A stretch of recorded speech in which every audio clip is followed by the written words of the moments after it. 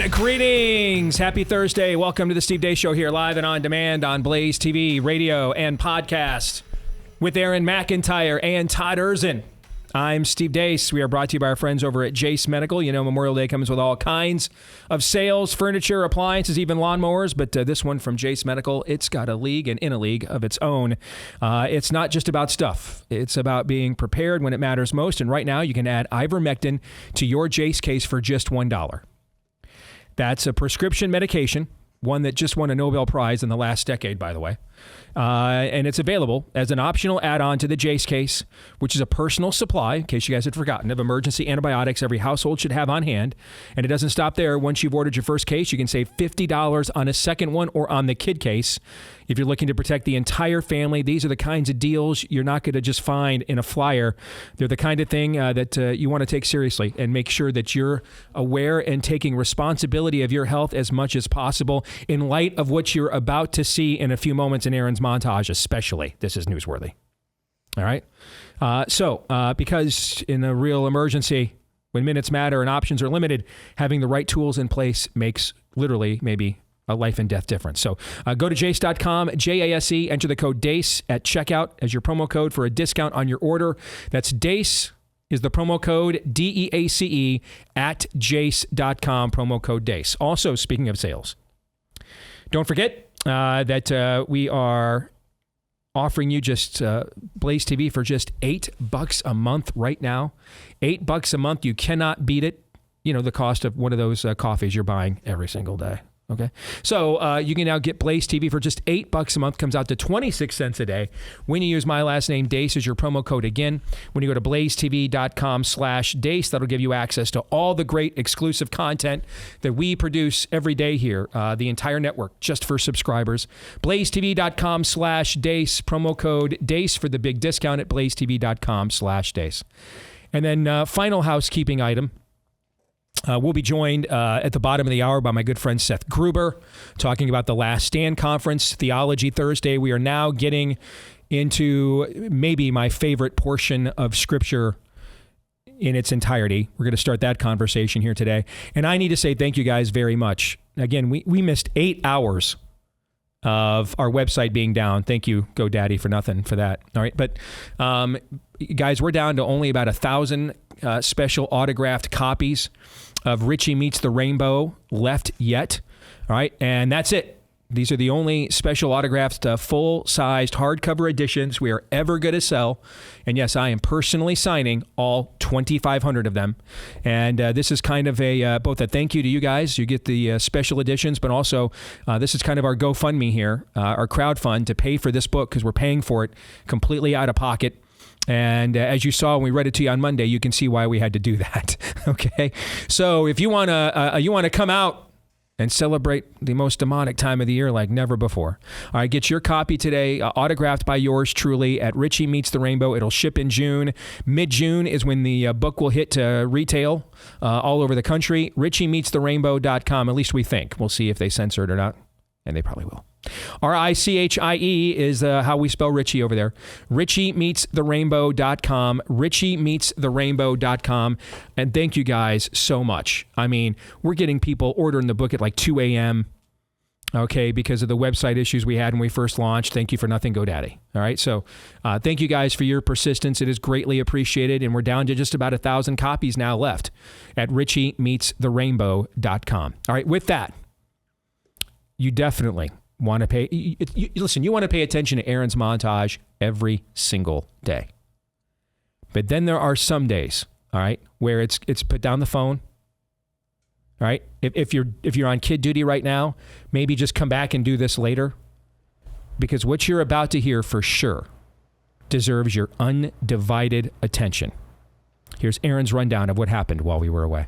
What happened while we were away, brought to you by The Cover-Up. Senator Ron Johnson this week dropped a damning bombshell report about the Biden administration and what they knew about side effects with the COVID jab, when they knew it, and what they didn't do. After facing 4 years of the Biden administration's efforts to undermine the public's access to information in my oversight work, I immediately issued a subpoena to HHS when I became chairman of this committee.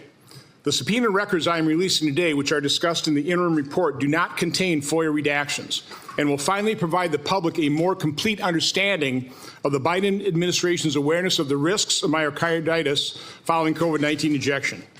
So now here's a brief timeline.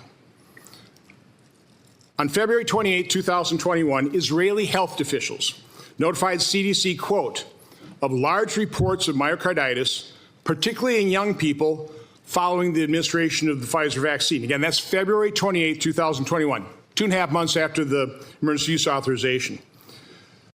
On April 12th, over a month later, a DOD consultant raises concerns to CDC and FDA officials about their ability to monitor and track cardiac-related adverse events. The consultant notes, quote, if you do not ask, you will not see it. But does that mean it does not exist, unquote. Around the same time, in mid-April 2021, CDC officials discussed safety signals for myocarditis, quote, for myocarditis with mRNA vaccines, based on DOD and Israeli data, but do not take immediate steps to warn the public. By the end of April 2021, just 4 months into the COVID injection, VAERS was already reporting 2,926 deaths worldwide within 30 days of injection, with 46% of those deaths occurring on days 0, 1, or 2 following injection. Now, I have the first chart I ever did on this, which I presented in our event in Milwaukee with the COVID injection injured. That chart is showing, at that time, a couple months later, 4,812 deaths, 1,736, or 36% of those deaths occurring within the day of injection or within 1 or 2 days. Now, I was raising that issue. I was going on media. I was showing this chart, and I got censored. Radio talk show hosts, when I talked about this, they were deplatformed. Now, again, I realize VAERS doesn't prove causation. I realize it's grossly underreported, but that's a correlation that I thought was pretty important. Somebody ought to be looking at it. So when I finally had a meeting with Francis Collins, head of NIH, with a group of other senators, I asked him, are you watching VAERS? I gave him those stats. He did admit that 6 deaths were associated with the J&J vaccine, but for the other over a few thousand deaths, he said, Senator, people die. That was his callous reaction. That was the head of the NIH completely blowing off the VAERS system that they had touted before they got the emergency use authorization. I'll continue. From May 17th to May 21, 2021, CDC officials discussed whether to issue a formal health warning called a Health Alert Network message on myocarditis, noting that, quote, providers aren't reporting these cases to VAERS. They knew they weren't. They knew they existed. They knew they weren't reporting them. A couple days later, during a May 24, 2021 vaccine safety meeting, notes show that FDA and CDC officials asked, quote, is VAERS signaling for myopericarditis now, question mark, and are told for the age groups 16 to 17 years and 18 to 24 years, yes. Yes, they saw a safety signal in VAERS, yet from May 25th to May 27th, CDC officials provide up-to-date information on the status of the Han to Pfizer and Moderna representatives. Not to the public, they're warning the injection manufacturers, indicating CDC's preference to keep those companies more informed about vaccine adverse events than the American people. On May 26th, then FDA Director, Acting Commissioner Janet Woodcock emails then CDC Director Rochelle Walensky noting that, quote, FDA does not concur with the issuance of the myocarditis Han as written. The same day, CDC and FDA decide to, quote, nix the Han and instead publish less formal clinical, quote, clinical considerations about myocarditis on CDC website. 3 days following the myopericarditis signal, FDA official Peter Marks appears to raise concerns about even posting the less formal clinical considerations on CDC's website. He emails Woodcock and Walensky, quote, I need to ask for your patience with me. We still have concerns here if myocarditis and pericarditis have not actually signaled. That same day, CDC officials editing the clinical considerations discussed the need to, quote, walk back a sentence advising doctors to, quote, consider restricting patients with myocarditis from rigorous activity like competitive sports for at least 3 months until cleared by healthcare professionals. And I'll be talking to Dr. McCullough about the danger of eliminating that warning, because 4 days later, CDC posts on its website clinical considerations about myocarditis, which omits any advice to doctors to advise patients with myocarditis to limit rigorous activity. That's what's in this report. Dr. Peter McCullough testified in front of that Senate panel yesterday, talking about what he's seen in myocarditis cases in the last 4 years. I'm a cardiologist. I know the topic well. I've examined thousands of patients with this problem. Thousands. Before the pandemic, I had 2 patients ever with this problem. There's 1,065 papers in the peer-reviewed literature on COVID vaccine myocarditis. So let me summarize them for you. The first one that came on my radar screen that was alarming came from Washington University in St. Louis, August 18th of 2021. The first author is Verma and colleagues, New England Journal of Medicine. 42-year-old man comes into Washington University Hospital with vaccine myocarditis. The infection is ruled out. It's the vaccine. He's in the hospital. This is one of our best hospitals in the United States. He dies 3 days after taking Moderna. They can't save him in the hospital. Say, Dr. McCullough, move the microphone just a little bit away from you. Then one was reported from Korea by Choi and colleagues. This is now a younger man. Just a few days after Pfizer, he comes in the hospital. He dies within 8 hours of being in the hospital. I can tell you, I'm a cardiologist. That doesn't even happen with heart attacks. He dies within 8 hours. I examined all of the slides and the images that the Koreans had showed us. It looked like somebody took a blowtorch to that heart. It was so completely fried with inflammation. His heart was destroyed. These cases, which were widely known at the time, should have gotten everyone's attention. Everyone should have been laser focused on this. We should never have someone die after taking a vaccine that's directly caused to the vaccine. Then Gill and colleagues, Connecticut, published in Archives of Pathology, 2 boys, aged 16 and 17, who die a few days after taking Pfizer. These are teenagers. They're found dead at home by their parents. They're absolutely horrified. They request an autopsy. They call in University of Michigan and University of Minnesota to look over what are they finding at autopsy. Conclusion, it's Pfizer COVID-19 vaccine myocarditis, unequivocal. These are autopsy-confirmed cases. So for all the mothers in the room, how would they feel if they found their children dead after taking a COVID-19 vaccine? This is in the peer-reviewed literature. This is not misinformation. Everyone should be paying attention to this. This is not conjecture. This is in the peer-reviewed literature. So we started to ask ourselves, what is going on? Nixing COVID jab recommendations for those under the age of 65 is objectively a great step in the right direction, but it can't be the only step. And that's what happened while we were away. Just a reminder that Dr. Peter McCullough is quite possibly the greatest living cardiologist that this country has produced. He has started, I think, 2 different medical journals. He is cited academically from multiple universities as either a degree holder or some form of academic fellow or attachment. Baylor, University of Michigan, University of Southern California, just 3 of them. I'll let you digest that for a second before I remind you that our friends over at Angel Studios, their next picture, follow-up to King of Kings, is coming out, starring Mr. Angel Studios himself, Neil McDonough. You can get tickets to The Last Rodeo right now for Memorial Day weekend. Beat the rush, because it's one of the biggest weekends of the year in theaters, right? So just get your tickets right now. Angel.com/Steve.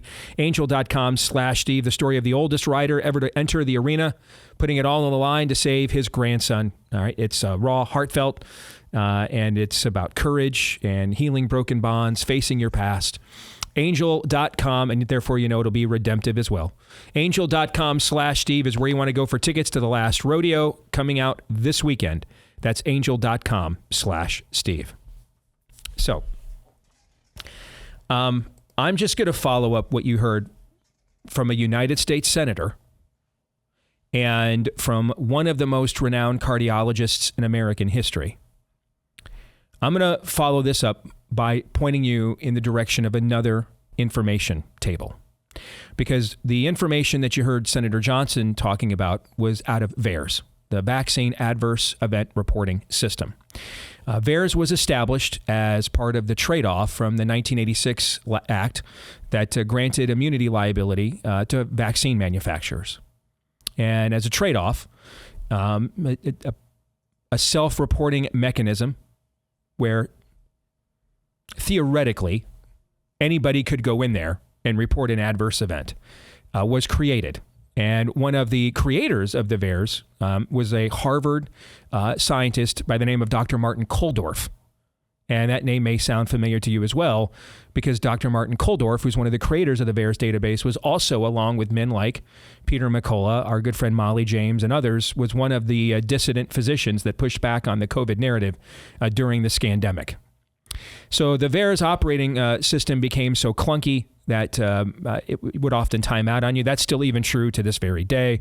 A lot of times you have to end up having a physician help you guide through the process of a self-reporting system. There was a study done by the Harvard Medical Review about 25 years ago, if I remember right around the turn of the century. And what it found is that the VAERS system was just so clunky and so difficult that it estimated that adverse events were being underreported within it by a factor of 100 within that study. All right. Let's say that's way off, and let's just say it's a factor of 10. Just, which I think is a more than magnanimous concession, the likes of which will not be granted towards us in the other direction, of course, right? You're not going to get any magnanimity from me. But let's say we grant them that it's not 100 times, but 10. You can take, therefore, everything that you just heard, that entire table that Senator Johnson just presented to you, and multiply it by 10, conservatively. Well, here's the thing. The CDC actually set up a separate database because it also recognized that VAERS is a kind of a scam. It can't be trusted. It's not reliable. So the CDC set up a peer-to-peer database. Had about 10.1 million people, and they called it vSafe. And it was specifically for the COVID jab. How many of you are maybe hearing about this for the first time? I mean, we've alluded to it here on the show, but I guarantee there's a not insignificant amount of people listening right now, watching right now, that are hearing about vSafe for the very first time. Or maybe you heard us talk about it before and you're like, I totally forgot about that. So yes, in recognition that VAERS really was not reliable as a portal for information, CDC set up a separate one specifically for the COVID jab. They set it up from the very beginning to begin monitoring the symptoms right away and to see what happened. And it was called vSafe. 10.1 million people, peer-to-peer interaction with the Center for Disease Control via this database.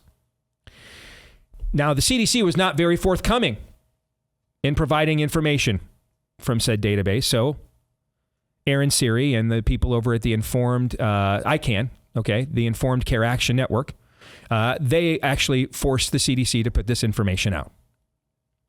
What they found, remember there was a couple of polls that came out. Rasmussen did one, and I think Zogby did another, that about 7% of Americans said they knew people that either in their own household or they knew people that had a serious adverse event from the COVID jab. Remember the couple of those polls came out? Right. Well, what's funny is later on when ICANN got a hold of the information from vSafe, the adverse event reporting ratio was almost exactly what was in those two polls. It was just about 8%, like 7.8%. So just about 8%. Now, adverse event could be anything at all that just required any form of follow-up medical care to death, right? So make sure you understand what I'm saying here. I'm not saying that 8% of the people who took the COVID jab died. That's not what vSafe is saying. But what vSafe is saying is 8% of people had an adverse event that required a range of things, for anywhere ranging from follow-up medical contact and assistance to death. Folks, we have removed all kinds of vaccines for way smaller adverse event ratios. I mean, like less than 1%. We've done it before. Here we had 8, and they knew the entire time. They were acquiring the data in real time. They knew. So it's not just that they were ignoring the pre-existing database. They ignored the separate one that they set up specifically to monitor the COVID jab. You saw all those commercials, take the jab. How many of them gave the disclaimer at the bottom that there was an 8% chance that you were going to have an adverse event? Well, Steve, that still means there was a 92% chance that it would work for me. That's not how this works. When you're dealing with population health or epidemiology, you have to look at, particularly because you could look at it that way if you were given the individual choice to take the vaccine, correct? Yes. Then you could. If you were presented the data and said, hey, our data shows there's an 8% chance of an adverse event ranging anywhere from on the less serious side, you may just need follow-up medical care to make sure your heart rate's back to normal, okay, to death, right? If you were given complete choice and autonomy and agency in this transaction, then you're right. You could just look at it that way and say, well, hey, I'm in a high-risk group for COVID, 92% chance. And within that, I won't have any adverse event. Then you can look at the individual strata and say, well, how many people died? How many people were seriously hospitalized? How many people had a debilitating condition that has continued on, right? You could measure all those things, but were we treated that way? Were we treated as individuals so we can make such decisions and calculations? Steve, people die. Yeah, we were not treated that way. We were treated like numbers. So therefore, I'm going to analyze this in the way that we were treated. Not in the way that we should have been, but in the way that we were treated.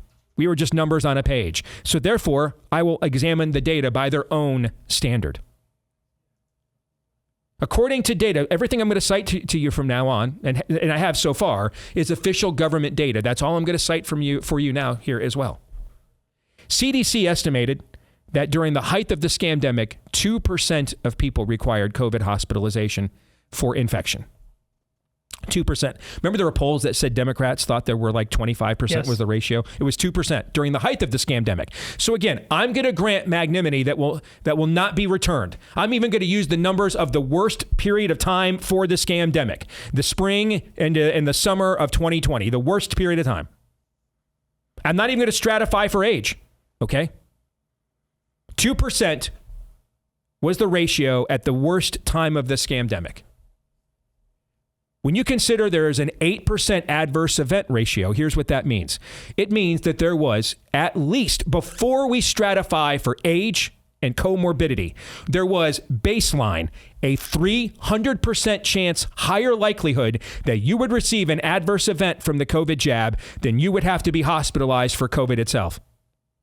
300%. And then, of course, those percentages go up the healthier you are and the younger you are. Were you ever told that? Unless you listen to shows like this, the answer was no. Well, what about death? NIH filed a report in the spring of 2022, estimating the final IFR numbers for COVID-19. And what it found, that's the infection fatality rate. What it found was, for the most elderly, it was 0.5%. And when we get down to the children, which under NIH data is 0 to 19 years old, it was 0.003%. Look at your children. They had 2 years of their lives, their development. They'll never get back. Proms that will never happen. Graduation ceremonies that will never occur. Senior nights for high school football that you worked years for that were completely denied and could never be replaced. Benchmark moments in your children's lives they'll never have. That could never be replaced for 0.003% IFR. Which means anywhere from 1,500% to 26,500% higher likelihood. You heard me right. 1,500% to 26,587% higher likelihood that you would suffer an adverse event from the COVID jab than you would die of COVID itself. Unless you're watching MSNBC and the last 7 people in the discus section of their website still commenting on articles. No one else would have taken these shots if they had known these numbers.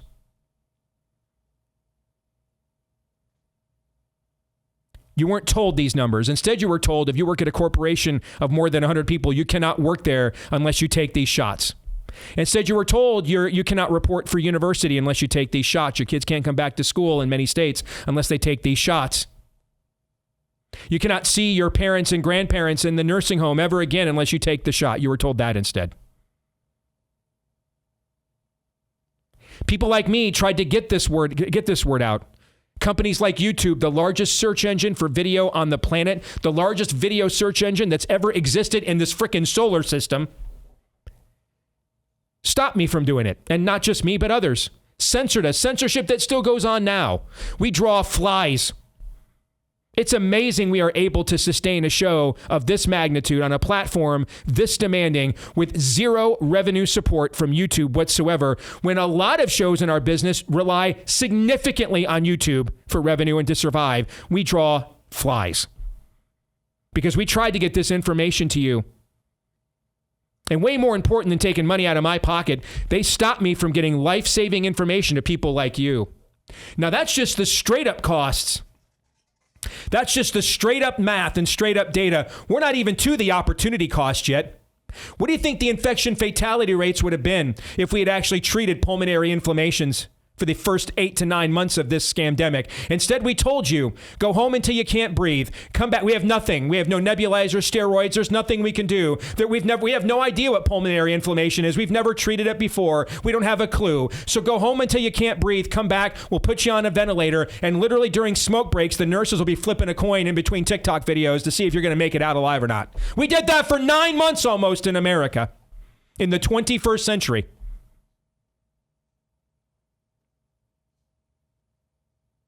We went on national sports shows and hired simps like Terry Bradshaw to tell you not to take ivermectin because it was just horse paste.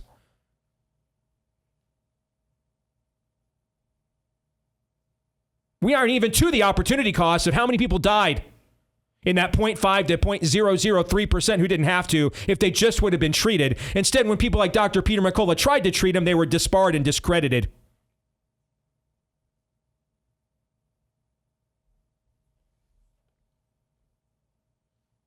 And keep in mind, we still do not even know the long-term risk of prolonged exposure to these spike proteins. How long do they last?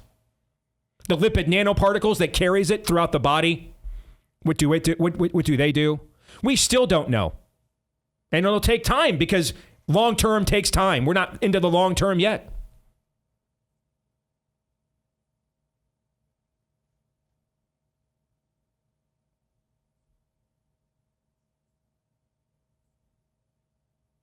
To quote that goofy meme, they will freaking do it again. Unless somebody pays for this. And somebody's have to pay for this. All those people that walked out on Dr. Jay Bhattacharya there, his employees, his underlings, they work for him. There should have been a federal marshal standing outside getting all their names and all their identities and then referring them to the Department of Justice for inquiry, potential prosecution. Hey, what grants did they sign off on? What projects did they each work on? If there is not punishment, they will do it again. Anybody who's ever been a parent or a lawyer for 5 minutes knows if you do not punish a cop in any form of discipleship, character building exercise, you know, if you do not punish bad behavior when it happens, you will only get more of it.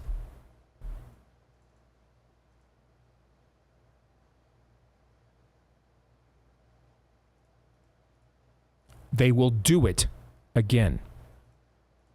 Our grandparents held public trials at Nuremberg. And then after people were convicted, hung them publicly for the world to see. So that it would never happen again. Well, that generation is all but gone now. And it is happening again. And now our generation must stand up and say, not on our watch. There must be punishment for this. There must.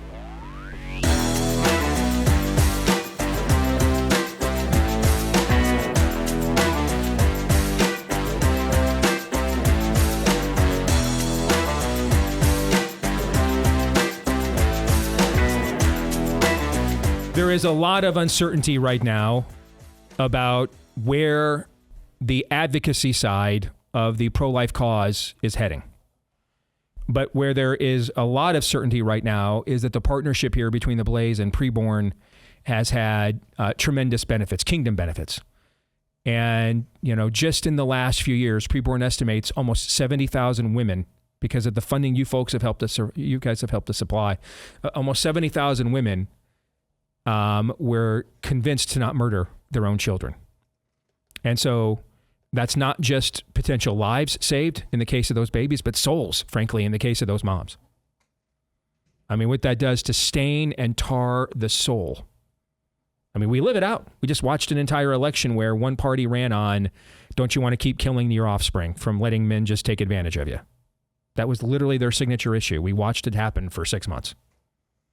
What happens to the soul where you're just now shouting your abortion? It's a campaign plank. And that's where our partnership with PreBorn again comes in. I mean, you guys have helped women like Briella. She was ready to take the abortion pill. She was in a panic, ordered it. For some odd reason, never showed up in the mail. So she looked up clinic, found PreBorn, went in, not necessarily knowing what she was going to get. And what she got was an ultrasound showing her a heartbeat that was not hers. And her conscience stepped in, convicted her. She kept her baby, now realizes it's the baby she's always prayed for. But here's the thing they also do at PreBorn. It's not just, hey, thanks for choosing life, on your way. I mean, they are there discipling these now new families, right? They offer all kinds of counseling, prenatal, postnatal care, practical care, diapers, car seats, up for 2 years. All of this stuff also free of cost for the mom and her new baby. But of course, we all know it's not free. And that's where you and I come in. All right. A tax-deductible donation for as little as $28 could fund an ultrasound that creates the next eternal moment that Briella has now had. All right. So if you want to make that donation today, go to preborn.com/Steve, dial pound 250, say the keyword baby on your mobile phone, or go to preborn.com/Steve. Again, that's preborn.com/Steve.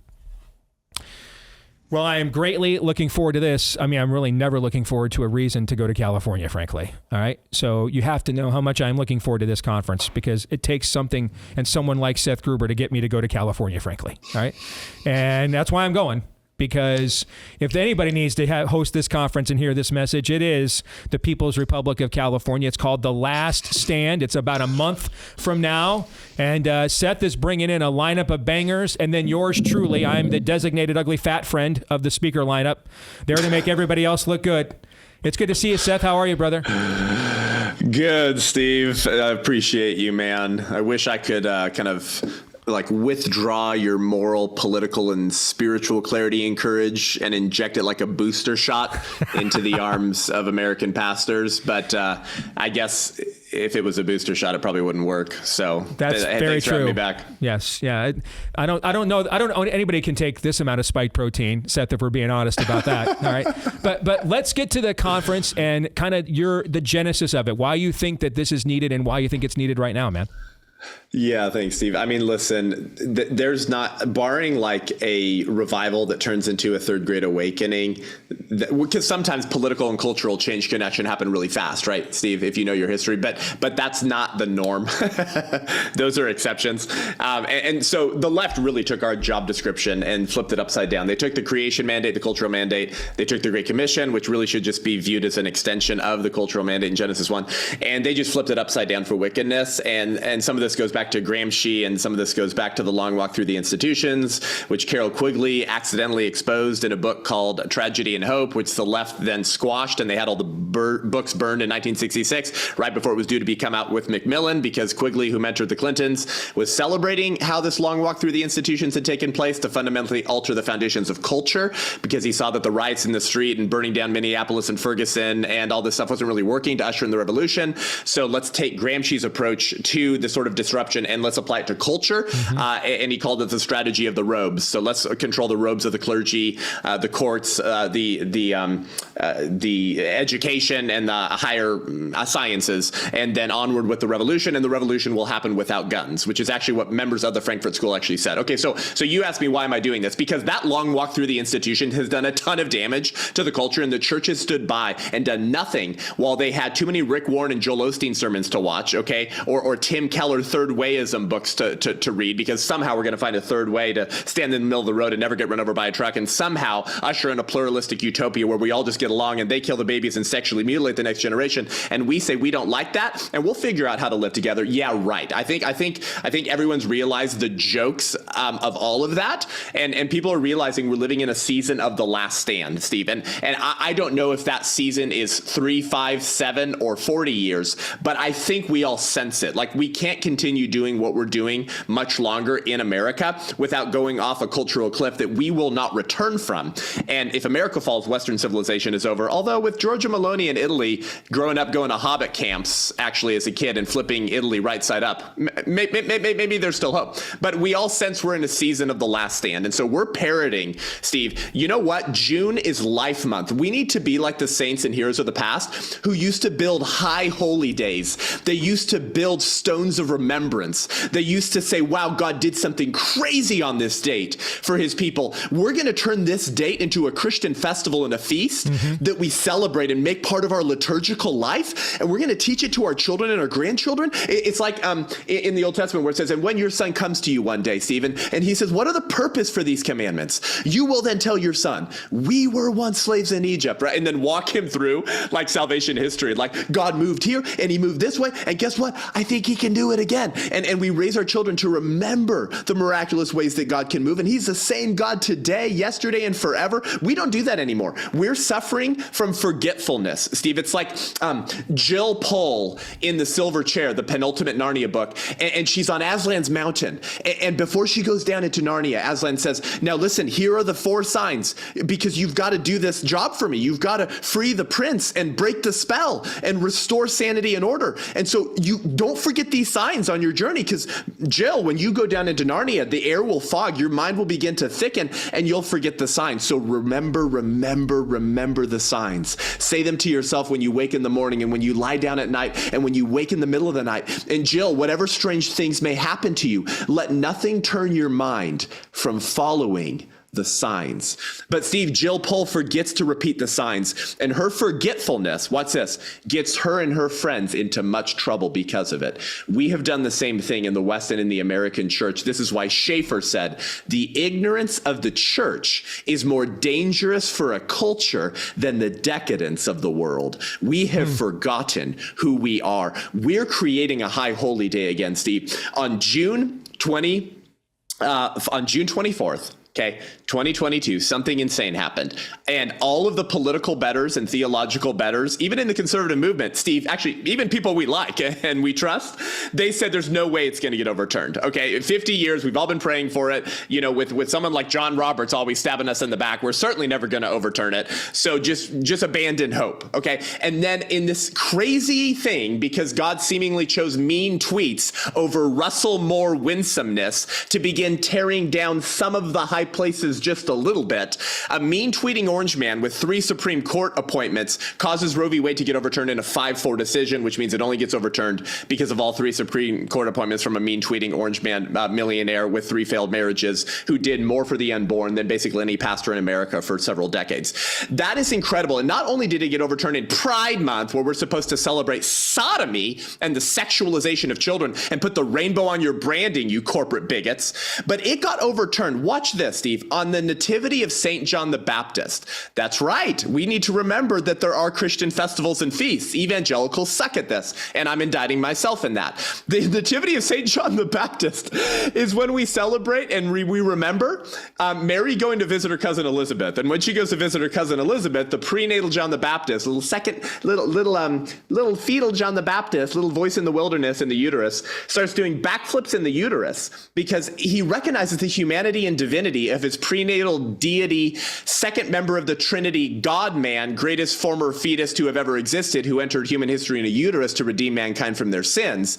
But because Jesus is fully God and fully human, and Jesus did not become fully God and fully human at the moment of birth, that's not following the science. He became fully God and fully human at the moment of conception. That's following the science, which means that Psalm 139, fearfully and wonderfully made, knit you together. That means that actually the second member of the Trinity in a uterus is knitting the prenatal John the Baptist together in in the womb while he himself is in a womb, which means that the second member of the Trinity is knitting himself together in the womb of a woman whose uterus he once knit together when he knit together Mary in the womb of Mary's mother. It's the incarnation. It's beautiful. It brings so much wonder to our faith. Literally, the death sentence of unborn babies got overturned on the day in the church calendar when Christians celebrate 2 unborn babies. Now watch this. That evening, there was a flipping planetary alignment in the night sky. The last one had been 20 years before that. They're super rare: Mars, Jupiter, Saturn, Venus. I'm not saying go read the stars. Steve Deace listeners, don't get all weird on me, okay? Don't go read the stars and try to wonder what God's telling you. But I'm just saying that's kind of cool and beautiful and a little bit freaky. And then this photo went viral, Steve, of a astrophotographer, someone who takes pictures of space, who captured a picture of these 5 planets lined up in the night sky that you could see with the naked eye. That happened on the evening after Roe v. Wade got overturned, and the photo went viral on the internet. You can still go find it today. It's a really beautiful photo. It got shared millions of times, and the name of the photographer who took the photo of a viral planetary alignment on the day that Roe v. Wade had gotten overturned, his first and last name was Wright Dobbs. Wright Dobbs. His last name is spelled D-O-B-B-S. That's the name of the flipping Supreme Court decision that had overturned Roe versus Wade, like not 6 hours earlier, 8 hours earlier, on the same day. And the first guy's name is Wright. Wright Dobbs. Dobbs Wright. Right. Good. Dobbs Wright. Are you kidding me? Okay. Listen, I know Jesus said it's a wicked generation that seeks for signs and wonders, but as one Catholic priest, George Rutler, said, it's a stupid generation who ignores signs and wonders. Okay. So when God... What do they say, Steve? Providence is when God winks, as if to say, I'm still here. Now fulfill your duty to your king. We're reclaiming June as Life Month, and we want to get the Trump administration to declare June as Life Month. We're commissioning churches to host life marches with a partner organization called Citizens for Life in Fort Worth to host life marches in the month of June for every year in perpetuity to take back June as Life Month when Roe got overturned, build a high holy day and stones of remembrance, and then commission the church through what we're doing and churches and our resistance chapters. And really, we just need to make the local church great again, Steve. This is not about White Rose. We need to make the local church great again. To do the hard work of taking back that Marxian, Gramscian long walk through the institutions, which is really just their botched version of the cultural mandate in Genesis 1, and remind the church who she is, to reclaim her spiritual mantle of tearing down the high places and giving God a reason to bring a third awakening. That's what we're doing at The Last Stand, and that's why men like you had to be a part of it. I think that might be the greatest single answer to a question I've asked in the history of the show. I'm not even sure what to come back with. Ben Shapiro is like a sloth compared to this guy. Just amazing. I mean, I just don't know. The toughest thing I have to determine after that is a Camel or a Marlboro. I need a cigarette after that. I've never even smoked in my life. I need something to just take the heart rate back down. Our heart speed is one. That's why we love the Steve Deace Show, your whole team, and your biblical and political clarity in these dark days, Steve. So thank you. Hey, folks, I'm not even going to add to that. I mean, that's the greatest sales pitch you're going to hear today right there. So if you want to go to this conference, I think my code is DACE10, right? For people to get a discount on the ticket. Go to thelaststand.com. It's coming up in SoCal, Calvary Chapel in Downey, California. The Last Stand on June the 21st. All right, so 1 month from now. All right, first day of summer. Right. So summer solstice. You know, I love when people say, "Le Christianity is a pagan holiday." You're right. And we took it over and ran it over and urban renewaled it. You're exactly correct. All right. I mean, one of the origins of the Christmas tree is St. Boniface was so tired of Germans worshiping Thor and Odin at oaks that he cut the oak down in their face. He took an axe to their face and cut it down in their face. And when he cut it down, inside of the sapling of that oak was growing an evergreen tree. And he says, hey, now that's a tree that doesn't die every year. That tree stays alive all year long. All right. Just like the eternal life of the Lord Jesus Christ. That's one of the origins of the Christmas tree, right? So it is time to take the axe to some oaks, and some dead oaks and some dead wood in our culture. So if you agree with that, thelaststand.com is where you want to go. Thelaststand.com. Use my code DACE10 to get a discount on your ticket. And Seth, I am seriously, during this next break, man, I'm going to have to smoke them if you got them or something, brother. I'm going to have to contemplate because I'm all fired up now, man. It is good to see you, man. Thank you very much. Can't wait to see you a month from now. I'll see you soon. Bless you guys. All right. Same to you. I'm just going to proclaim right now, this is the greatest one-question interview I've ever conducted in my career, and I don't know that I'll conduct a better one, frankly. I dare you to do better. All right. That was nuts. That was nuts. And the way they just brought that whole thing home there at the end, okay, was powerful. And I got to imagine you've got some thoughts. I'm buzzing. Yeah. This is why it's an honor to fight alongside Steve and Aaron every day, and why to fight alongside Seth Gruber, because he gets it. We so desperately need each other in this time because there's so little time left. And the fact that Seth Gruber understands, like, our blind spots, and as an evangelical, he's not going to waste your time saying, "Show me in Scripture where it says anything about a liturgical calendar," because that's retarded. He is. You mean like the festival of unleavened bread, the festival of called the Passover? I mean, come on. I mean, that is retarded. He inspires me. The Old Testament is actually marked by liturgical festival. But anyway, go ahead. My question to somebody like Seth is, how can I help? Because he gets it.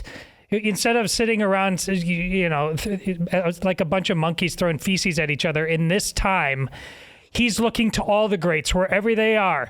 You love Jesus. You showed me some fruits. Let's do this, because the clock is almost at midnight. God bless you, Seth, for your ministry and your testimony. Amen. Prior to, I think we met or had him on the show for the first time last year.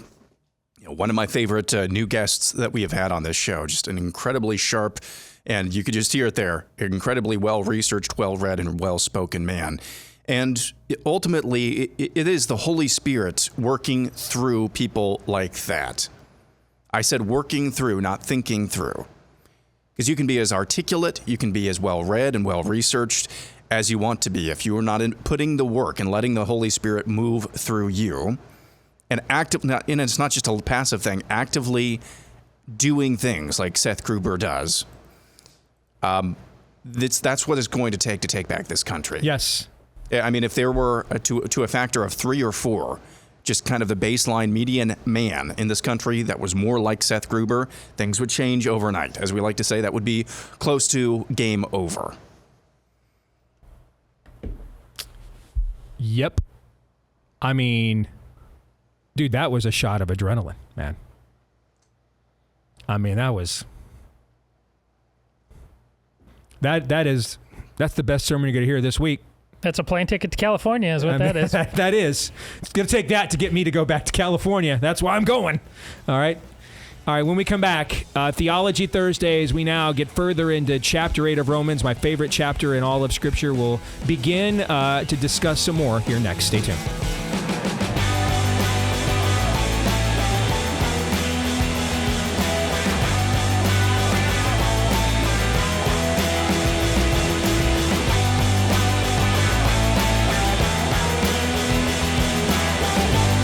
All right, back here with Hour 2, live and on demand on Blaze TV, radio, and podcast. I'm Steve Deace. He's Todd Erzin. He's Aaron McIntyre.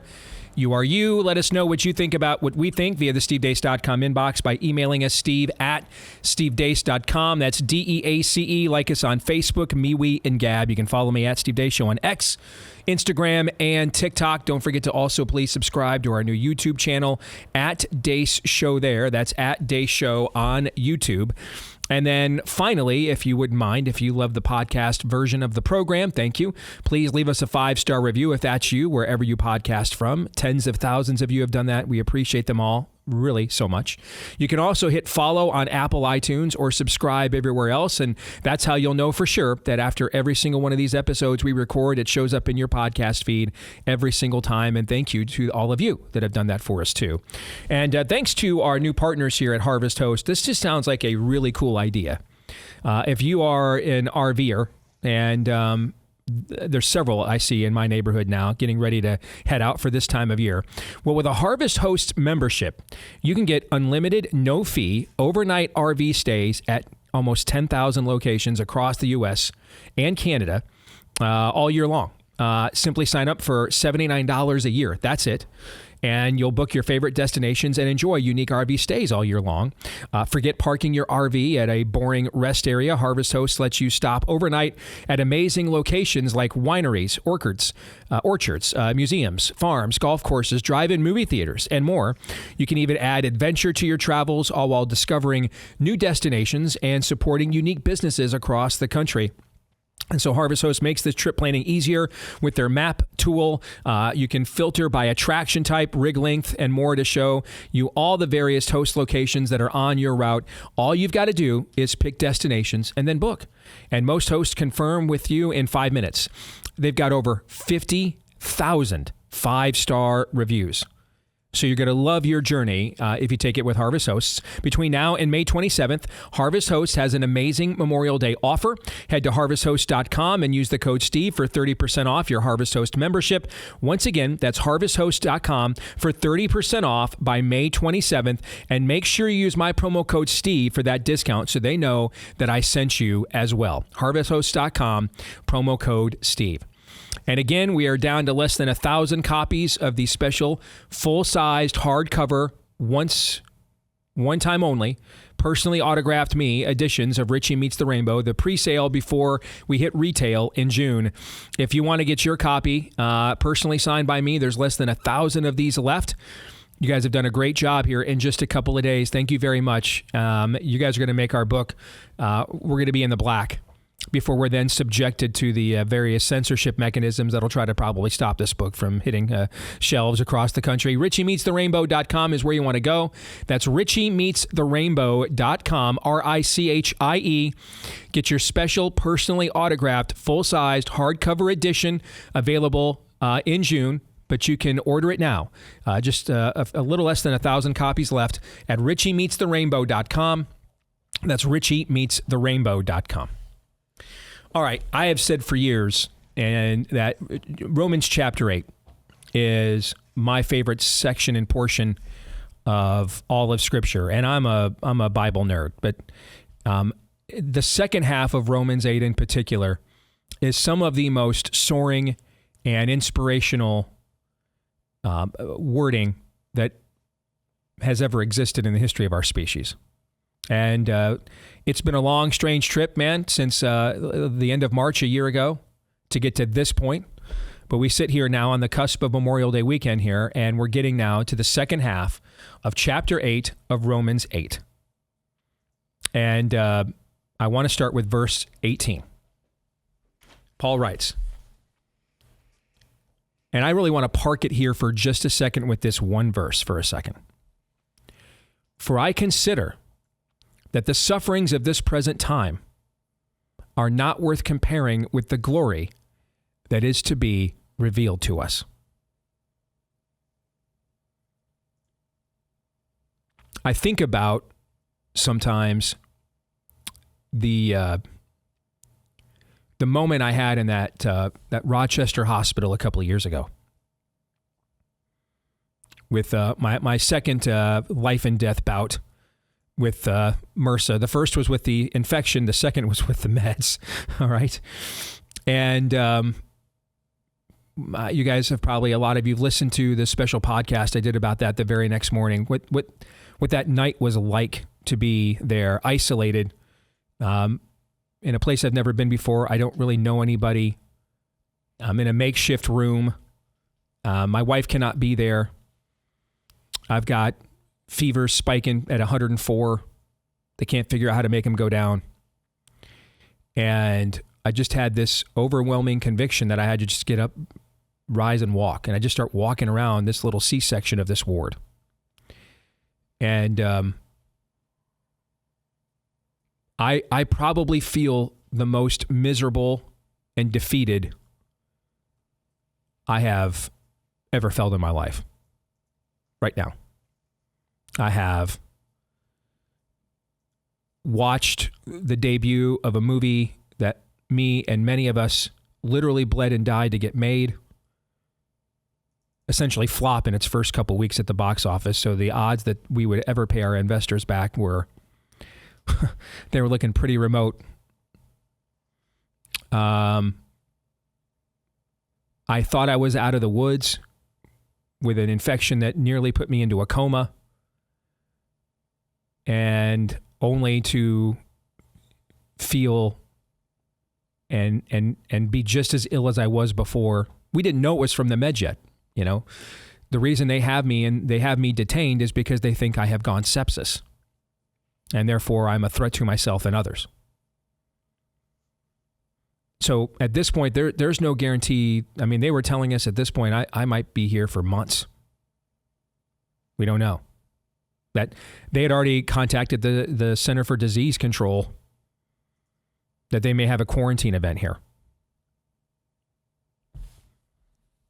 And I'm just utterly demoralized.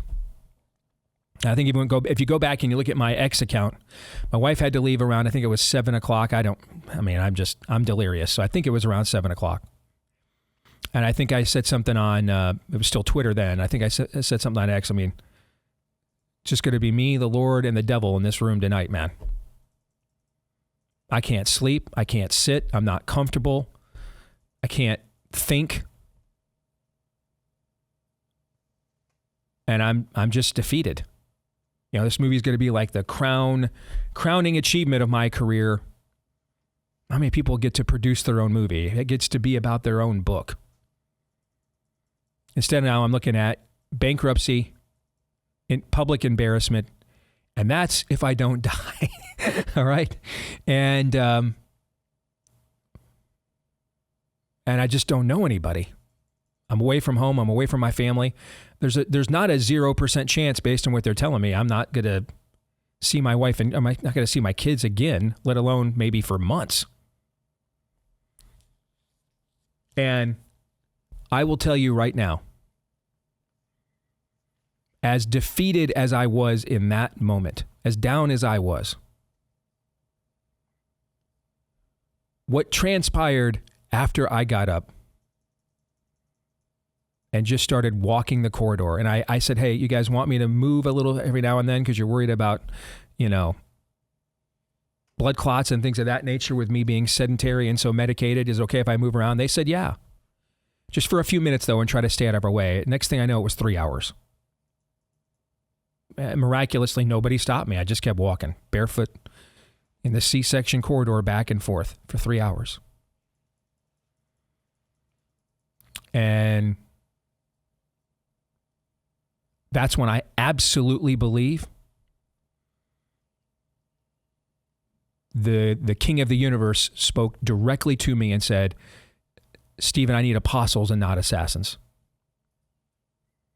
And that has been a part of my daily prayer every day since that night. And I have to tell you, though, I struggle to remember how badly I felt before I started walking. Because what I felt as I was walking was beyond overwhelming. I love my wife dearly, even more now. I mean, we've literally been to hell and back in our marriage. I cannot imagine I could love a woman more than I love my own wife right now.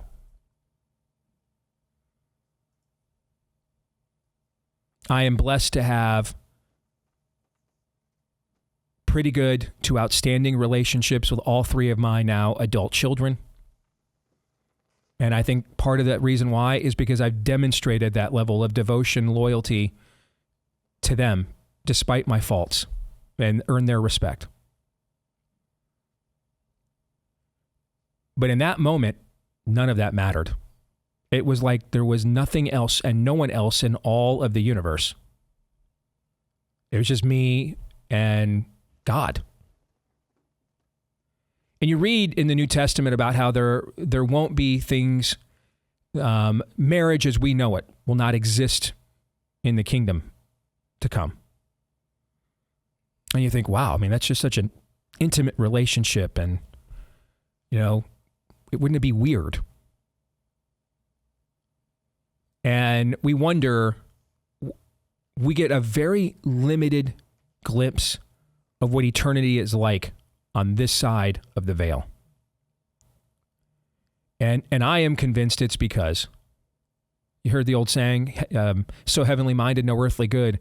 I think it is because, based on my own very limited experience one night in a medical corridor at a hospital in Rochester, New York, I think it is because with that level of communion with our Creator, the level of purpose and intimacy that entails so overshadows and blows away how broken our world is. Stop and look at our world for a second. We're undergoing a change of seasons right now. We're into late spring. It'll be summer soon. Think about fall colors,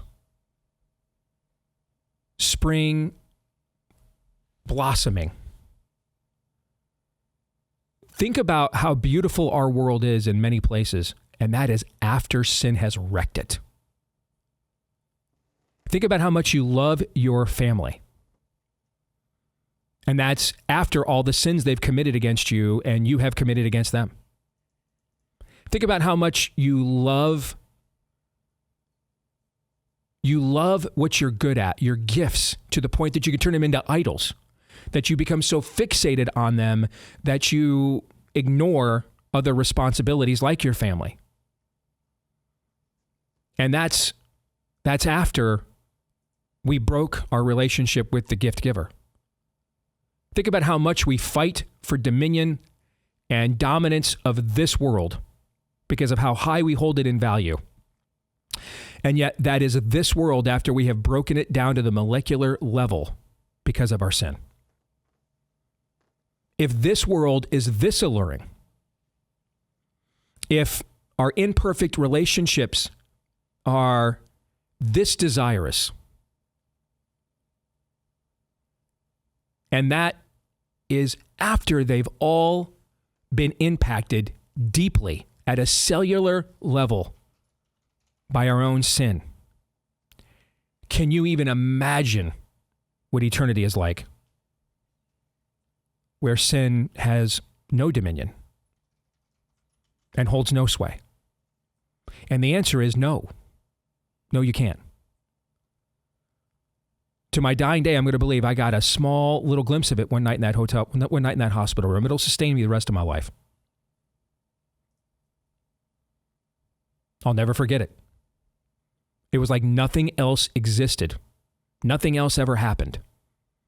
I had nowhere else to be, nothing else I cared about, nothing to forget. Didn't matter. There was nothing more important, nothing else that mattered. Full and complete purpose, fulfillment, provision, direction. I've never experienced anything like it before, probably until the Lord calls me home. I'll never experience anything like it again. I kind of think that's what Paul is saying here when he says in verse 18, "For I consider that the sufferings of this present time are not worth comparing with the glory that is to be revealed to us."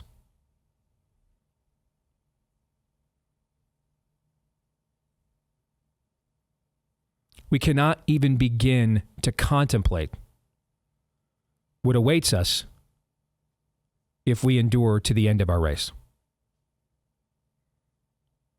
Because it's another kingdom. It's another world. And it isn't as broken as ours. In fact, it's not broken at all. And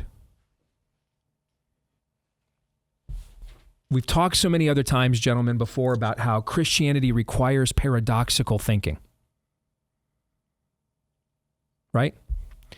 So on one hand, we have a very limited glimpse of what eternity really is like. This side of the veil. On the other hand, we do our best work as a species and as believers when we live with that eternity as the focal point. When we live with that in mind. We make decisions with that in mind. I'm going to hang out. I'm going to stick with this marriage a little bit longer. I don't see where it's possibly going. Listen, man, I'm not talking about a spouse that put a gun to your head last night or beat you or beat you. I live that. I'm talking about, though, Other stuff that is still serious, real emotional trauma, hurt, betrayal. I don't see any hope. I don't think this is, I'm going to endure just a little bit longer. I'm going to endure.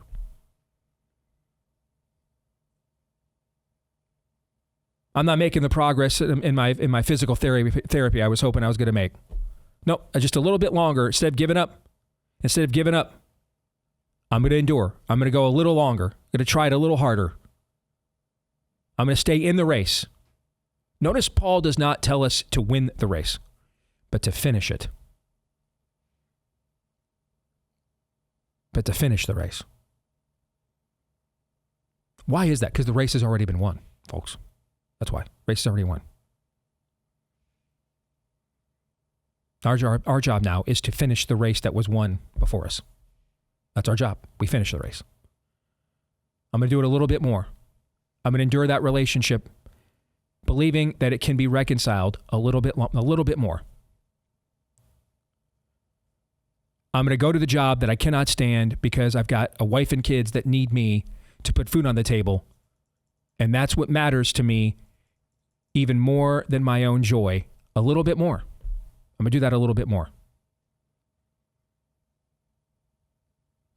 I'm going to endure the sufferings of this present time, as Paul says in this verse. I'm going to do it a little bit more because I understand that what awaits me, if I finish my race, what awaits me does not even compare to what I view as bondage or tragedy or trauma this side of eternity. I'll just stop there for now. Gentlemen, your thoughts?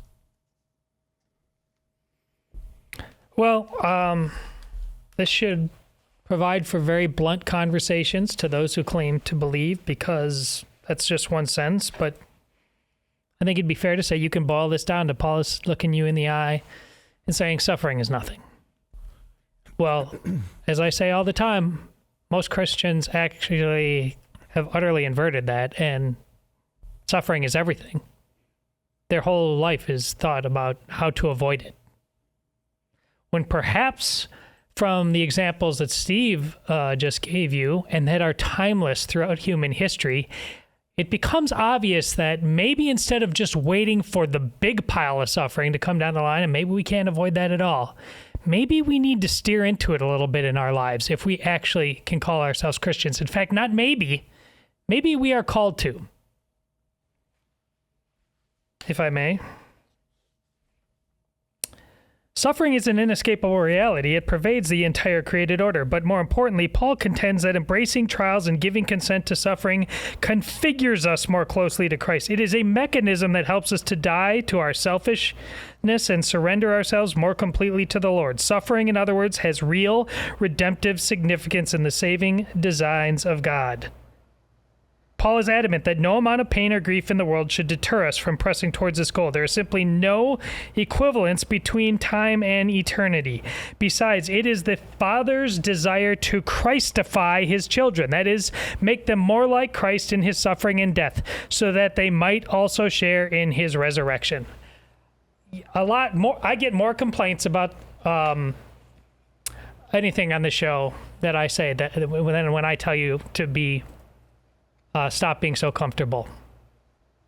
Take it up with Paul, and thus take it up with the Lord. You're way too comfortable. Doesn't mean I wish sepsis on you in the middle of the hospital, but if that's where the greatest light of your life happens, and again, that is timeless throughout historical precedent. It is always darkest before the dawn. Why are you constantly doing everything you can to Netflix and chill in your life? The COVID story that we led off the show today, all happened because you idolize avoiding suffering. Christ tells you to do the opposite. We're at an impasse, it seems. Well, R.C. Sproul touches on some of the same themes that you've just heard there in the last few moments from Steve and Todd. Throughout the prophetic oracles of the Old Testament, Sproul says, we see God chastening his people, Israel, for their hard-necked disobedience. And he tells them through the prophets that because they do not listen to his word, violence follows upon violence. The land mourns, the ground suffers. When the Bible rehearses the repercussions of the fall, it does so in cosmic terms. The effects of the fall on the human species and the ruination of the whole creation are laid at our doorstep. This reflects God's judgment upon us, which spills over into the domain which we are created to be, God's vice regents in exercising dominion over the earth, the animals, and the ground. When we were ruined, everything under our dominion was affected by it. That is what Paul is concerned to reflect in the passage before us, this passage. But first, he sets a contrast between present and the future, between present sufferings and the future glory that God has prepared for his people. The usually articulate Paul cannot seem to find words, even under the inspiration of the Holy Spirit, to describe the radical difference between the now and the then. For I consider the sufferings of this present time are not worthy to be compared with the glory which shall be revealed within us. Notice that Paul considers, Sproul writes, the sufferings of this present time. In other words, suffering is real, not just an illusion. Paul was not a practitioner of Christian science. He understood in a visceral way, in a way few of us have experienced, the stark reality of human suffering. One of the most persecuted, afflicted men ever to grace this fallen planet was the Apostle Paul. Indeed, his Savior was even more acquainted with grief and sorrow. Nevertheless, there are few who have even approached Paul's personal experience of suffering. He shook off that suffering in light of the hope God has given in Jesus Christ. He said it's not even worthy to talk about the suffering in comparison to what God has laid up for us in the future. These types of passages, especially in commentary like that, and I dare you to do a better job than Sproul in this context. These should be, on one level, incredibly humbling, and maybe if we're being completely honest with ourselves, humiliating on another. Yep. Because humbling, yes, as Sproul wrote there, this is true. Paul was one of the most persecuted individuals in the history of the church. And even his suffering, real, palpable, visceral as it was, paled in comparison to his and our Savior. What do we complain about? What are we annoyed by? We have been afforded a lifestyle and a blessing and inheritance in this country that we are at a point without spiritual eyes to see where we exchange what really truly are even barely annoyances for suffering. That is sending us down a path of perdition corporately. And if you're the exception to the rule, and I know having the conversation that we had at the top of the show, and hearing from people even reacting in real time to what Senator Ron Johnson has uncovered, there are people who have really suffered in this country. Mm-hmm. So I'm not throwing you in there on any level. But by and large, I'm speaking in broad terms. We have been afforded because of the inheritance that this country and its founders and progenitors and those who have carried on the ideas of the framers. We have been handed this inheritance that has made us, if we do not have spiritual eyes to see, and many of us, even touting the name of Jesus Christ, do not have eyes to see, that allows us the luxury of just exchanging what should be borderline annoyances for real suffering. That is just, again, that's not what this is about. That's not what any of this is about. On the same token, there are different levels of suffering. There are different trials. There are different burdens that God gives all of us. The real burden in the United States may not be the real burden that you would find somewhere else in the world. So we shouldn't feel guilty about that, by and large, and that's another can of worms. But do we really truly understand what suffering is? And if we're honest with ourselves and we start to understand what that is, what are we doing in our lives? Mm-hmm. Are we really ready to take that on? Do you really want to be honest about that? Nope. That'll preach right there. If you are getting up every morning, hey, wondering how's my chronic pain going to affect my day, we may, no promises, we may have the solution for you.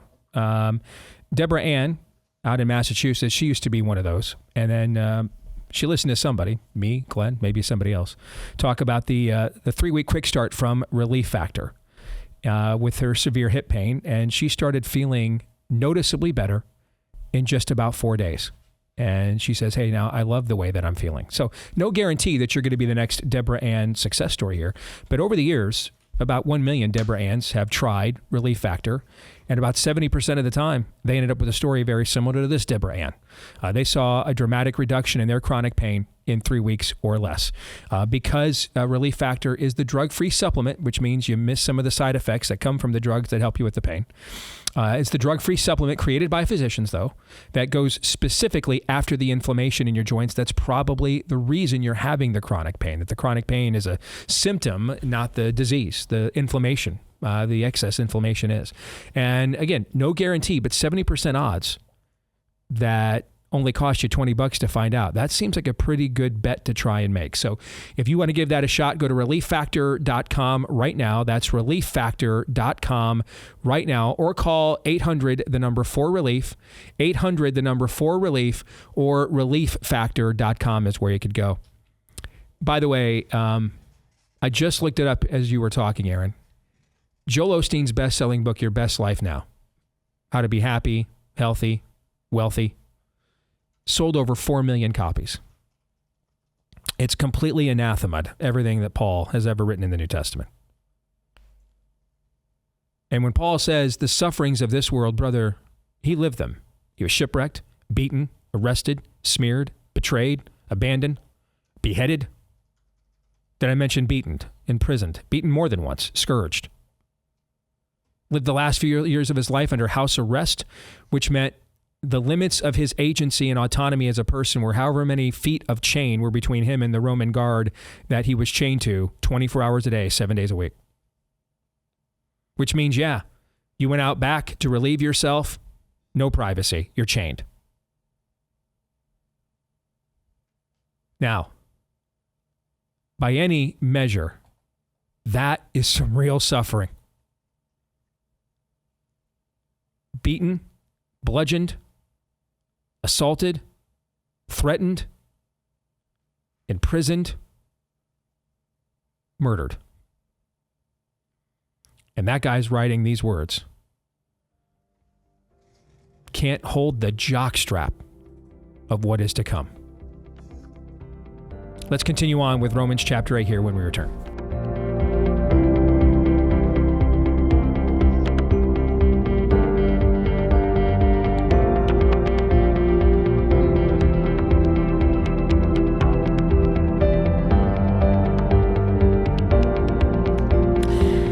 Did you know Fast Growing Trees has the largest online nursery in the U.S. with thousands of different plants, over 2 million happy customers?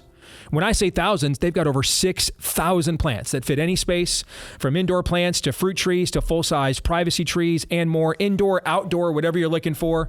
They've got a 14-point quality checklist that ensures you're getting the best plants available and possible for your conditions and your climate. All right. They also give you access to their trained plant experts that you can call to help you plan your landscape, choose the right thing for you, and then learn how to care for them after you planted them as well. One little thing you'll appreciate, right? You go there, the nursery by yourself, you get all the dirt and everything in the back of your car. This time we'll just deliver it right there to your front door. And hey, Amy and I know nothing about this stuff. Okay. And we have been able, their catalog is so simple. They've made it so simple, we've even had no problems navigating it in the past. All right. So this spring, they've already got the best deals as it is, with up to half off on select plants and other deals. But because you're hanging with us here on the Steve Deace Show, you can get an additional 15% off your first purchase when you use my code DACE at fastgrowingtrees.com. That's code DACE at fastgrowingtrees.com. You can be able to take an additional 15% off your first order on top of their everyday low savings at fastgrowingtrees.com. Code DACE for the discount at fastgrowingtrees.com. All right. So Paul lays out in verse 18, guys, that he considers the sufferings of this present time, right? Now, why would this world cause us to suffer? Precisely because it is broken by sin down to the cellular level, right? Just as we cannot know this side of eternity really what awaits us because of how much sin has broken us and how unaccustomed we are to perfection, holiness, righteousness, altruism, because of how, I mean, think of how a lot of times when someone says something to you that is like entirely idealistically hopeful and optimistic, you receive it as like hokey and cringy, right? You know why you receive it that way? Because we're broken in sin, right? I mean, if you're covered in tar and you live covered in tar all of the time, and someone walks up to you and they're completely clean shaven, and bright as the sun, I mean, you're going to cover your eyes and blink. You're not used to seeing that. It's glaring. It may even cause a reaction. You might get a headache because you've become accustomed to this level of tar. It's all over you. You're not accustomed to this kind of spotlessness. Makes you feel like you're out of place, like you don't belong. Well, maybe this person thinks they're better than me. So just as on one end, we have no idea what truly awaits us in eternity from this side of the veil, we're only getting limited glimpses. We also, therefore, because of how broken sin has made us in the world, have no idea truly how broken we and the world therefore are. How broken are we? Let's get to these next couple of verses here. Paul writes in verse 19, "For the creation waits with eager longing for the revealing of the sons of God." Put a pin in that right there. We're going to come back to that here in a minute. Who are these people? I'm going to tell you in a second. "For the creation was subjected to futility, not willingly, but because of him who subjected it, in hope that the creation itself will be set free from its bondage to corruption and obtain the freedom of the glory of the children of God," or the sons of God. We're having that. There's that expression again. Now, here's the next verse. Okay. "For we know that the whole creation has been groaning together in the pains of childbirth until now," or all creation groans from sin. Maybe some of your Bibles say. Let's take these three verses now and let's put them together in light of what Paul says in verse 18. So the sufferings of this present time are not worth comparing to the glory that awaits us. But what are the sufferings of this present time? The entire creation groans. Why are there natural disasters? Why is there death at all? Why are there tragedies? Wife just texted me this morning on her father's side of the family, one of her cousins, sudden heart attack, gone, dead. I got a note the other day, and for this, I'm sorry I caused so much confusion. I had friends of mine tweeting out prayer requests for me. Right before I left the other day, I got a note from a dear, sweet lady saying, "Hey, I know you guys do stuff. You take prayer warrior requests. My nephew, Stephen, right now is fighting for his life with sepsis in the hospital, and it's literally touch and go right now. Can you get an instant prayer request out?" And I didn't want to leave the office before I did that. And so I was on my way out the door. I saw that note and I post that thing, and by the 15 minutes later I get home, I've got 62 text messages. People checking in. What's wrong? What's wrong? My wife is calling me. I called you. You called me. You did. People think you're dying. I know, because I didn't even make the connection. I just instantly wanted to help this woman. I felt so bad, and it didn't even dawn on me. People are going to see my name and sepsis and think, round 3, here we go. And then I had to text all these people back. I had to go back on my social media and apologize. I did not mean to give out a false alarm. But that's not that doesn't matter. What matters is a few hours later, that same sweet lady sent me a note that her Stephen didn't make it and died. Senseless. He had strep throat for the longest time, couldn't get rid of it. Bacterial infection. And it got into his bloodstream. He went sepsis and it killed him. That's not the way any of this is supposed to work. It wasn't created to work like this. We broke it. We broke it. And now God systematically has been in the process of putting it back together again. With the ultimate example of that being the incarnation to the resurrection. And then this phrase, "For the creation waits with eager longing for the revealing of the sons of God."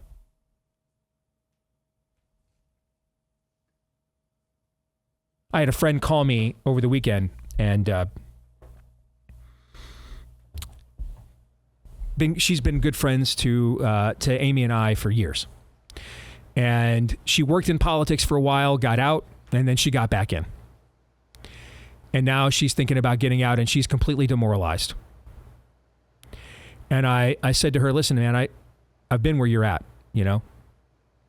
I got so down about 8 or 9 years ago. I actually went and did a tryout with ESPN radio on Sirius XM. And man, they told me it went great, and I was waiting to get word. And a week or two went by, and nothing. So I followed up with them, and they were like, yeah, we did some more research on you, and dude, you've just, I mean, your political opinions are so far out there, you couldn't possibly work here. Wouldn't work. And I just realized that, you know, I'm where I'm supposed to be. And I whined and moaned about that for a bit. And then realized everything I think about the system that I've learned about it is all true. And you know what? That's exactly why God put me here, because it's true. And I said this to her. Now, that doesn't mean, hey, if it's causing you health issues and it's hurting your ability to have healthy relationships, then you should probably take a break for sure, okay? But if you're just demoralized, understand, sister, and I told her this, it is people like you and I. Think of how, now that you've been on the inside, think of how fragile you've learned this whole process is. That this thing we take for granted called civilization, society, is just hanging by a thread all of the time. The amount of broken people that you've encountered making major life decisions for people that could be life or death.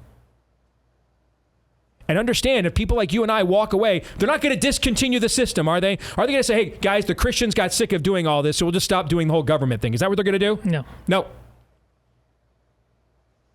If you believe in a certain eschatological theory, there's a rapture of the church, right? And so everybody that has the Holy Spirit at work in their lives is taken off of the planet, right? And then what does that eschatological theory, gentlemen, say happens on earth once the presence of those people is removed? What happens? Goes haywire. It goes literally to hell. Literally to hell. The restraining force against evil is removed. Or the sons of God are gone. They're taken away. The children of God are no more. They're taken away. There is no more restraining of evil. Your marriage, your family may be hanging by a thread. It might be incredibly difficult to endure many of these relationships. But caught in the undertow of this are children and generations that are yet to come.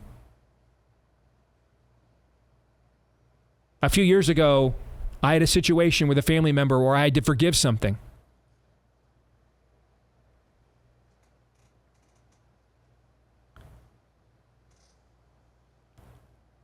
And I could just hear in my own conscience, the choice you're going to make right here is going to determine the trajectory of generations after you. And it just sounded just like that. And I would have been very justified in my anger and could have created sympathy in sharing that anger. But I listened to that still small voice in the back of my head instead and realized I also have things that this person needs to forgive from me. I am not their judge. Yes, this person is right to seek my forgiveness for what they have done to me. But I cannot sit here and claim I have a clear conscience where they are concerned either. I have a log in my own eye while looking at a fairly big speck in theirs. And I heard that still small voice say, generations are going to be determined by the choice you're going to make right now. So I listened to that voice and I forgave. And it'll end up being one of the best decisions I've made in my entire life.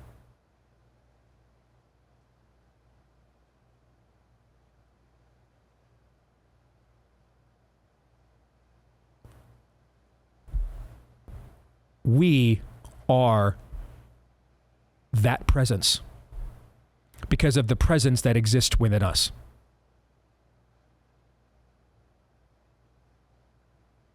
The Spirit that created the world, that rose Christ from the dead, now lives inside of those of us who have been reconciled to God. And we take that Spirit And we are the antidote. We are the repellent. We are the bulwark. We are the wall. We are the fortress. We are what holds back now. We are the ones now that our loved ones who used to laugh at us, you guys are silly, you're weird, why are you like this? Why don't you do the same stuff, the same things we enjoy? You think you're so self-righteous, you think you're so better. And then, bam, life happens, tragedy hits, and those same people now will come back to you and say, can you help? I need the peace you have. I need the direction and purpose you have.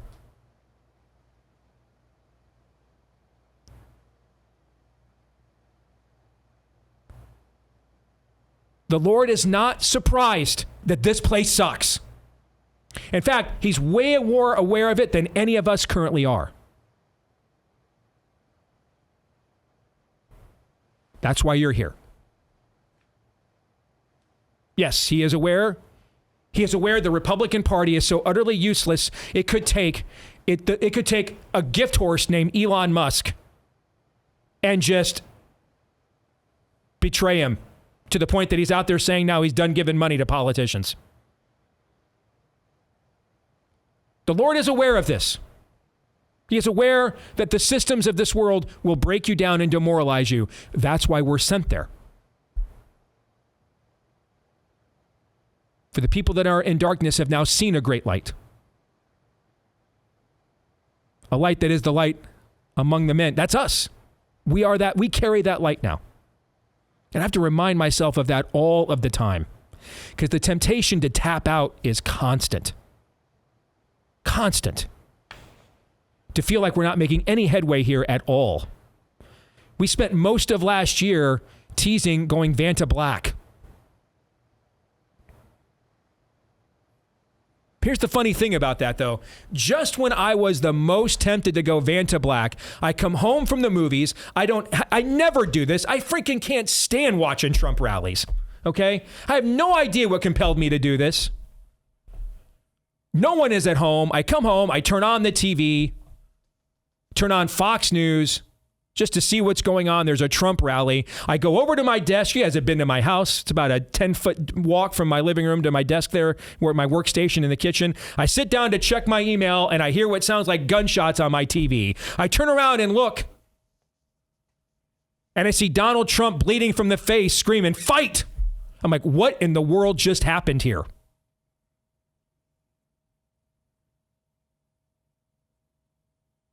By the end of that evening, I've got something I never thought I'd have in my house, a Trump sign.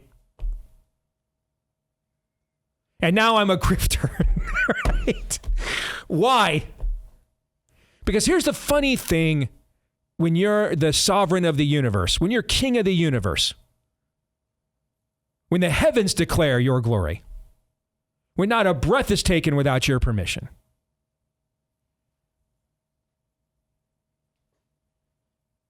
You kind of get to operate on your own time. There's an old saying, the Lord is never early, but he's also never late.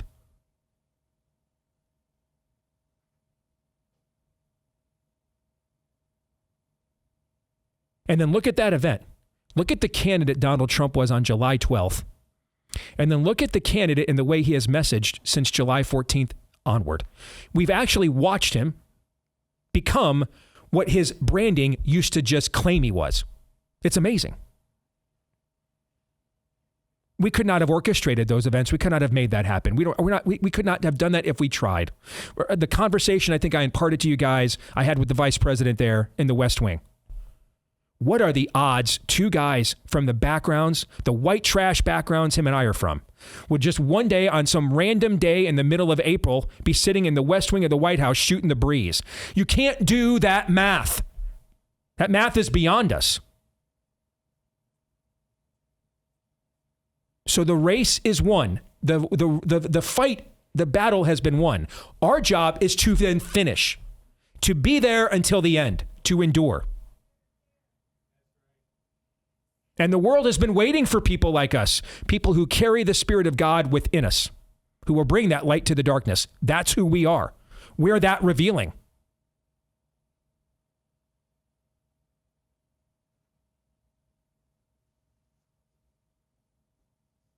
I believe the Lord said something about what happens when you take your light and you hide it under a bushel. I believe he says in Revelation what happens when the church just refuses to obey him. He says, I'll come to you and I'll take away your light. Don't be that church. Don't be that guy or gal. Let it shine. Like the old psalm, the old song, the old Sunday school hymn. This little light of mine.